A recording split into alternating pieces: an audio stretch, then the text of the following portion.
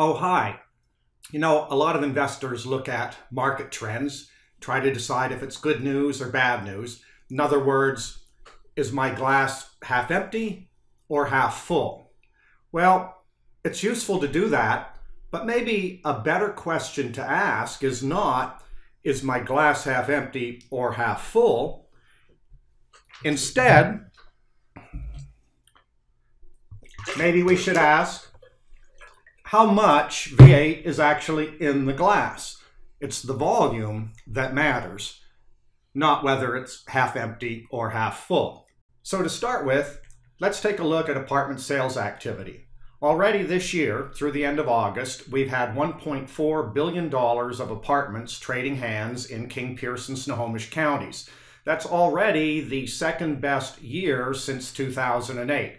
It doesn't pass last year's $2.6 billion, and it probably won't because there was a lot of sales activity last year stimulated by selling and taking your capital gains before higher gains tax rates went into place. But still, it's a lot. If you annualize the $1.4 billion through the end of August, you get about $2.1 billion for the whole year. That would take us back to probably 2007 as being the next best year.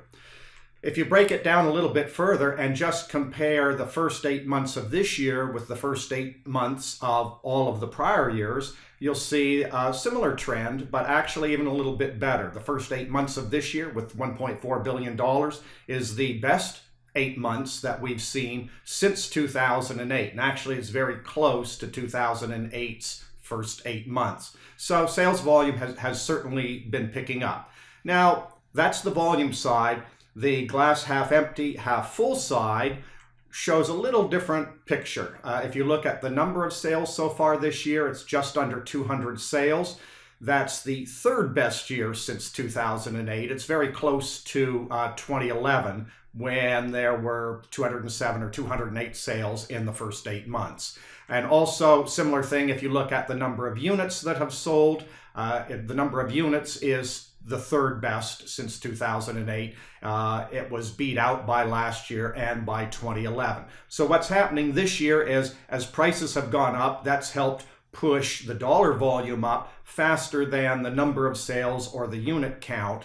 And also we're seeing newer, higher-end properties selling at much higher prices per unit. So the focus is on the dollar amount.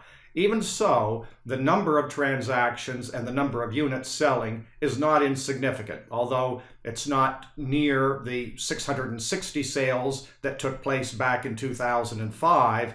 At basically 200 sales so far this year, that's pretty good for just the first 2/3 of the year. So really, it gets back to the issue of, should we really be asking, is the glass half empty or half full?